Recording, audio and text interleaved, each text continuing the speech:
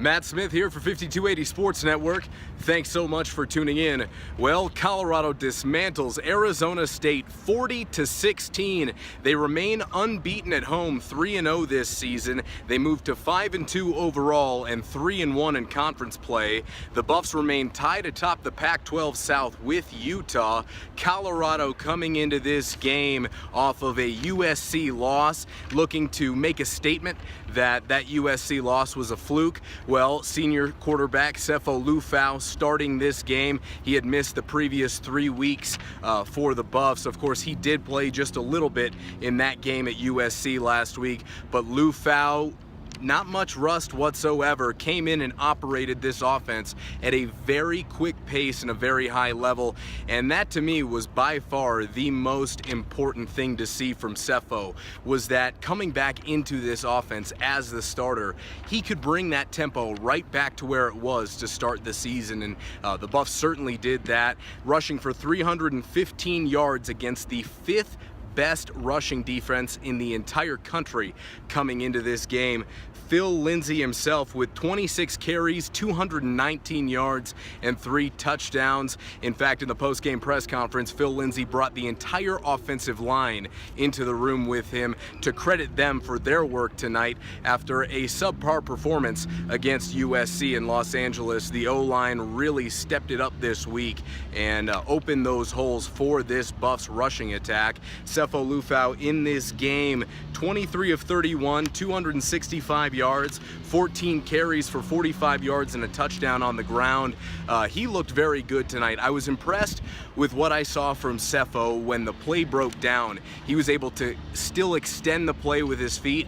He made some very nice scrambles tonight, and I think it's something that Colorado will take with confidence moving forward. They head into Stanford next week, which is no easy game, as the Cardinal just got a big win today over Notre Dame, and the Buffaloes will head into Palo Alto next week, now 5-2, 1 win away from a bowl game in the Coach Mike McIntyre era. It is the most Pac-12 wins in any season so far in the Pac-12.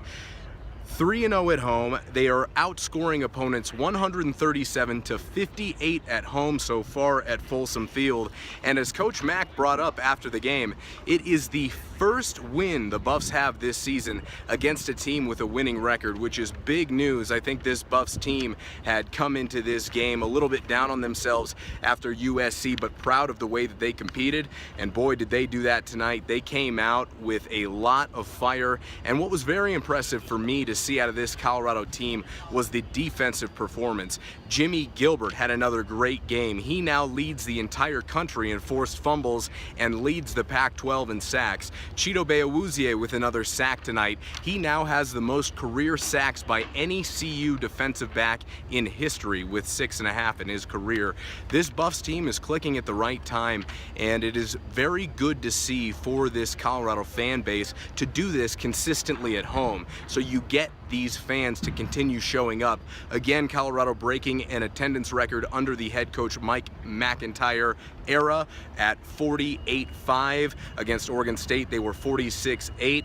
It's slowly building upwards, and the Buffs are certainly trending upwards, and the rise is definitely real at the University of Colorado, and so is this football team, who travel next week to Stanford in a huge game for them. They took care of business at home once again, and as Coach Mike McIntyre said, they're not losing in the state of Colorado this season. It'll be very interesting to see how practice progresses throughout this week. The Buffs probably ought to be ranked here coming next week, so we'll see what happens, as the Buffaloes will have a target on their back heading into Stanford and Palo Alto.